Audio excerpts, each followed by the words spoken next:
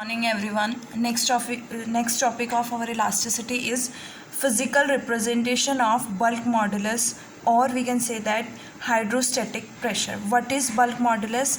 कि जब आप किसी फ्लूइड पे प्रेशर अप्लाई करते हो तो देर इज़ अ डिक्रीज इन, ये किसी बॉडी पे there is a decrease in volume, then we can say that this is bulk modulus. और ये किस पे डिपेंड करता है? ग्रेविटी और टेम्परेचर पे भी डिपेंड करता है. देखो, हाइड्रोस्टैटिक प्रेशर मीन्स कि जब आप फ्लूइड पे कोई प्रेशर अप्लाई मीन्स कोई बॉडी को इमर्ज करते हो और उस पर प्रेशर अप्लाई करते हो, that is hydrostatic pressure. Now consider a body in this article. Consider a body of arbitrary shape immersed in liquid. हमने एक बॉडी ली है जिसे हमने लिक्विड में इमर्ज किया है, जिसका सरफेस क्या है? Capital S. And let a uniform hydrostatic pressure P. जो हाइड्रोस्टैटिक प्रेशर हमने अप्लाई किया है that is small p over its surface. Then in that case कि आपके पास जो प्रेशर होगा वो अपोजिट टू नॉर्मल होगा, so we can say negative of P. और किसके अलोंग होगा? नॉर्मल के अलोंग होगा, तो नॉर्मल के कंपोनेंट्स आएंगे, that is nu I. Where nu I आपके पास डायरेक्शन कोसाइंस है न्यू कैप के.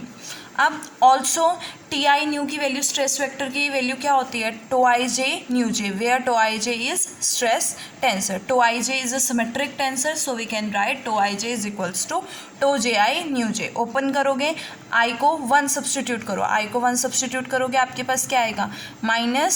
Minus P nu 1 is equals to tau J 1 nu J. अब जे को 1 2 3 सब्सटीट्यूट करोगे तो आपके पास क्या आएगा? Tau 1 1 nu 1 plus tau 2 1 nu 2 plus tau 3 1 nu 3.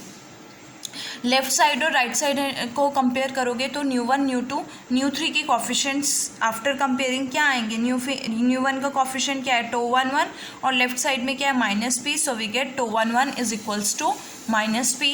And similarly tau 2 1 is equals to 0, tau 3 1 is equals to 0. Similarly जब आप इस इक्वेशन में आई को 2 सब्सटीट्यूट करोगे और जे को वेरी करोगे 1 2 3, देन इन दैट केस आपके पास ये इक्वेशन आएगी tau 1 2 nu 1 plus tau 2 2 nu 2 plus tau 3 2 nu 3 is equals to minus P nu 2. अब न्यू 1 न्यू 2 न्यू 3 के अगेन कॉफिशेंट्स कंपेयर करोगे तो राइट हैंड साइड में न्यू 1 के कॉफिशेंट और न्यू 3 के कॉफिशेंट नहीं है. इट मीन्स टो 1 2 और टो 3 2 क्या हो जाएगा? 0 हो जाएगा. और न्यू 2 का कॉफिशेंट क्या है? Minus P. So we get nu 2 2 is equals to minus P. Similarly I को जब आप 3 सब्सटीट्यूट करोगे तो आपके पास ये वैल्यूज़ आएंगी. Tau 2 3 is equals to 0, tau 1 3 is equals to 0 and we get tau 3 3 is equals to minus P. और जब आप टो आई डायलेशन की वैल्यू फाइंड आउट करोगे तो आपके पास क्या आएगा? Tau 1 1 plus tau 2 2 plus tau 3 3 और टो 1 1 किसके इक्वल है? Minus P. Tau 2 2 is again equals to minus P. Tau 3 3 is again equals to minus P and we get dilation is equals to minus 3p. Last article में हमने bye stress strain relation जो कि generalised Hooke law से आया था वो हमने find out किया था. ई आई, वहाँ से हमने ई आई जे की वैल्यू फाइंड आउट की है टो आई जे में. So we get E I J is equals to minus lambda tau I del I upon 2 mu 3 lambda plus 2 mu plus tau I J upon 2 mu. As you know that कि इस tau I means dilation की value क्या है? हमने अभी find out किया है minus 3p. So we write it here 3p lambda upon 2 mu 3 lambda plus 2 mu. और टो आई जे क्या है आपका? देखो टो आई जे अगर मैं यहाँ पे सब्सटीट्यूट करूँ टो जे आई को टो आई जे लिखूँ तो मेरे पास अगर मैं कोफिशेंट को जे और आई को रिप्लेस करूँ तो मेरे पास क्या आएगा? टो आई जे न्यू आई आएगा. और कंपेयर करोगे कोफिशेंट्स को, tau I J is equals to क्या बनेगा? Minus P. So we get minus p by 2 mu and after solving we get e11 is equals to minus p by 3 lambda plus 2 mu. Similarly e22 की value find out करोगे, e33 की value we get minus P upon 3 lambda plus 2 mu और बाकी सभी values e12 e13 e23 e31 क्या हो जाएंगे? 0, because ये ऑलरेडी 0 है. नाउ अगर हम क्यूबिकल डायलेशन फाइंड आउट करते हैं तो क्यूबिकल डायलेशन क्या होता है? e11 plus e22 plus e33. e11 e22 e33 की वैल्यू सेम है, so we get minus 3p upon 3 lambda plus 2 mu. यहाँ से 3 कॉमन लोगे, 3 से 3 कैंसिल. ये जो वैल्यू आई है lambda plus 2 2/3 mu, that is bulk modulus, और बल्क मॉडुलस को के से डिनोट करते हैं. So we write here K. So we get theta is equals to minus P upon K, और यहाँ से के की वैल्यू क्या आएगी, माइनस पी बाय थीटा. अब हमें के की वैल्यू किस में फाइंड आउट करनी है, सिग्मा और ई में फाइंड आउट करनी है. तो आप क्या करोगे, हमने लेम्स कांस्टेंट सिग्मा और ई में फाइंड आउट किए थे लास्ट आर्टिकल में. तो आप लैम्डा की वैल्यू क्या है, ई और सिग्मा की फॉर्म में, ई sigma upon 1 plus sigma 1 minus 2 sigma, और म्यू की वैल्यू क्या है, ई अपॉन 2 1 प्लस सिग्मा, जो कि इक्वेशन नंबर 4.9 एंड 4.10 में गिवन है आपके पास. ये वैल्यू सब्सटीट्यूट करोगे and after solving we get e upon 3 1 minus 2 sigma is equals to k. K की वैल्यू क्या आएगी, e upon 3 1 minus 2 sigma. Since k जो है आपके पास पॉजिटिव है, और अगर के पॉजिटिव होगा इट मीन्स सिग्मा जो है वो 1/2 से लेस होगा. अगर ये लेस नहीं होगा तो नेगेटिव वैल्यू हो जाएगी. So sigma must be less than 1/2. Hence lambda क्या होगा, अगर ये लेस देन 1/2 है तो ये सारी वैल्यूज़ पॉजिटिव है, ये भी पॉजिटिव हो जाएगी, तो लैम्डा भी क्या हो जाएगा, पॉजिटिव हो जाएगा. नाउ हमारा नेक्स्ट आर्टिकल है equilibrium equation for homogeneous isotropic elastic solid medium. Equilibrium means in case of rest हम homogeneous isotropic elastic solid medium के लिए इक्विलिब्रियम इक्वेशन फाइंड आउट करेंगे, जिसे हम लेम्स-नेवियर इक्वेशन भी कहते हैं. देखो इसके लिए as you know that equation of equilibrium क्या होती है सॉलिड मीडियम में, tau I J comma J plus F I is equals to 0, where tau आई जे आपके पास क्या होता है, stress tensor, and F I are body forces. So we know that by generalised Hooke's law, और we can say that stress strain relation tau I J is equals to lambda theta del i j plus 2 mu i j, where i comma j is equal to 1 2 3. Lambda and mu are क्या होते हैं, lambda और mu Lame's constant, theta is cubical dilation, del i J is Kronecker delta, and e I J is strain tensor, और tau आई जे आपके पास क्या है, stress tensor है. अगर देखो मुझे क्या चाहिए, टू आई जे कॉमन जो जे चाहिए, तो मैं पार्शियल डेरिवेट डिफ्रेंशिएट करूँगी इस इक्वेशन को एक्स जे के रिस्पेक्ट में. तो डिफ्रेंशिएट करो, आपके पास ये दोनों कांस्टेंट्स हैं, क्या बचा, लैम्डा और डेल आई जे कांस्टेंट है, क्या बचा, थीटा. थीटा का डेरिवेटिव करोगे तो कॉमा क्या आएगा, जे आएगा. सिमिलरली ई आई जे कॉमा जे. देखो जे को क्या यहाँ पे डेल आई जे सॉल्व करना है, डेल आई जे सॉल्व करने के लिए जे को आई पुट करोगे, तो जे को आई पुट करोगे तो पूरे टर्म में आई पुट करना पड़ेगा. तो यहाँ पे मैंने जे के प्लेस पे क्या पुट किया, आई, और जब ये आई हो जाएगा डेल आई आई क्या हो जाएगा, 1 हो जाएगा. ठीक है. और इस तरफ ई आई जे हमने किया है कि स्ट्रेन टेंसर जो है ई आई जे वो किसके इक्वल होता है, you I comma J plus U J comma I upon 2. और अगर बात करूँ ई आई आई की, तो ये क्या होता है, यू आई कॉमा आई के इक्वल होता है. ठीक है. अब हमने ई आई जे की वैल्यू सब्सटीट्यूट की, U I comma J plus U J comma I upon 2, 2 से 2 कैंसिल, और इसका whole partial derivative with respect to X J. Open करोगे डेरिवेटिव तो आपके पास क्या आएगा, U I comma J J plus U J comma I J. U I comma J J को क्या लिख सकते हो, डेल स्क्वायर यू आई लिख सकते हो ना, और यू जे कॉमा जे को क्या ले सकते हो, यू जे कॉमा जे आई जे को जे आई लिख सकते हो. ठीक है ना. यहाँ से इस टर्म को क्या लिख सकते हो, 2 बार है तो डेल स्क्वायर यू आई, और इसको क्या लिख सकते हो, आई जे, आई के रिस्पेक्ट में पहले करो या जे के रिस्पेक्ट में पहले करो, सेम आंसर आता है. तो आपके पास क्या लिख सकते हो, U J comma J I. So we can write U J comma J over I. ठीक है.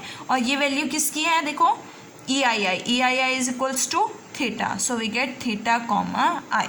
और यहाँ से आपके पास ये आएगी equation lambda theta comma I, पहली first part, mu U I comma J J mu U J comma I J, जो हमने सॉल्व करके ये इक्वेशन बनाई है, that is lambda theta comma I mu theta comma I. Theta comma I common लोगे तो आपके पास लैम्डा प्लस म्यू होगा, और ये वैल्यू क्या हो जाएगी, डेल स्क्वायर यू हो जाएगी.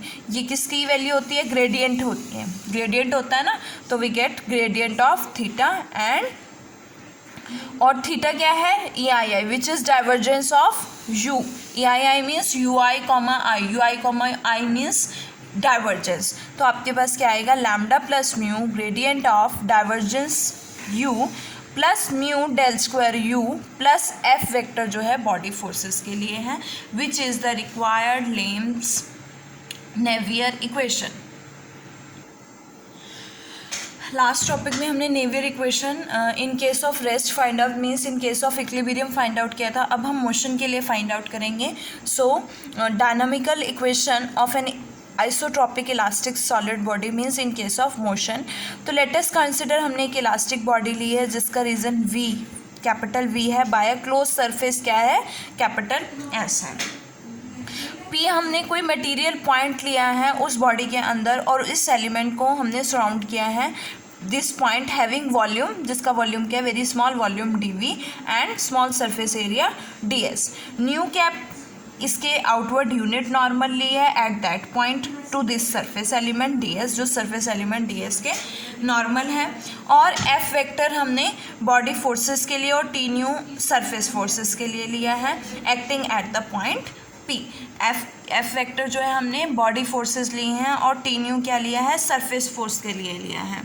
तो देखो टोटल अगर बॉडी फोर्स आपके पास एफ वेक्टर है तो इसका टोटल बॉडी फोर्स क्या होगा, ओवर होल वॉल्यूम वी क्या होगा acting on the body, integral V F D V. और similarly total surface force over the surface of the body क्या होगा, integral S T nu D S. Now let rho आपके पास क्या है, density of the medium है और U vector हमने कंसिडर किया displacement vector at a point P.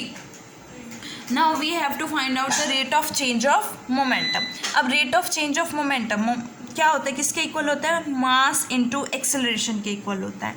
मास आपके पास किसके इक्वल होता है, वॉल्यूम इनटू डेंसिटी, यही होता है ना, volume is equals to mass per unit density. तो यहाँ से आपके पास क्या आएगा, तो यहाँ से आपके पास मास की वैल्यू क्या आएगी, volume into density. So we get volume क्या है आपके पास डी वी और डेंसिटी क्या है rho. Acceleration rate of change of क्या होता है, वेलोसिटी। तो rate of change of velocity क्या होगा, curl square U upon curl T square. Now by second law of Newton, second law of motion क्या कहता है कि rate of change of momentum किसके इक्वल होता है, फोर्स अप्लाइड के इक्वल होता है। Now total rate of change of momentum क्या होगा, integral v rho curl square you i by curl T square d v. वो किसके इक्वल है, फोर्सेस अप्लाइड। तो आपके पास जो कौन कौन से फोर्सेस है, total body force and total surface force. तो किसके इक्वल होगा, सम of body force and surface force. So we get integral rho curl square ui upon curl t square dv is equals to integral v fi dv plus integral s T I new D S. अब हम इस integral की value find out करेंगे तो आपके पास क्या आएगा, T I mu is equals to tau I J, new J होता है, टो जे आई को टो आई जे लिख सकते हो। बाय गॉस डाइवर्जेंस थ्योरम हम सरफेस इंटीग्रल को वॉल्यूम इंटीग्रल में ट्रांसफॉर्म कर सकते हैं। So we transform surface integral into volume integral. क्या फॉर्मूला होता है, surface integral F dot N cap D S is equals to volume integral divergence of F. तो क्या आएगा आपके पास, according to Gauss divergence theorem, tau I integral V tau I J comma J D V. इस value को इसमें substitute करोगे आपके पास ये आएगी, लेफ्ट हैंड साइड में ले आओ, इसको राइट हैंड साइड में ले आओ तो आपके पास होल में वॉल्यूम इंटीग्रल है। So we can write integral v tau I J comma J plus F i minus rho curl square you i upon curl T square d v is equals to 0। यहाँ से हमारे पास integrand क्या हो जाएगा, is equals to 0। तो integrand 0 के equal put करोगे तो मेरे पास क्या आएगा, tau I J comma J plus F I is equals to rho curl square you i upon curl T square which is the required equation of motion, जो कि रिक्वायर्ड इक्वेशन ऑफ मोशन है। Now अब हम बात करते हैं stress strain relation और we can say that by Hooke's law we have tau I J is equals to lambda theta del i j plus to mu E I J. Again tau I J comma J की value find out करेंगे जैसे हमने last article in case of equilibrium find out की थी। We get lambda theta comma I plus mu del square you I plus mu theta comma I and we get combine करोगे lambda plus mu theta comma I plus mu del square you I. ये tau आई जे comma J की value जब आप इसमें substitute करोगे तो आपके पास क्या बनेगी, ये इक्वेशन बनेगी।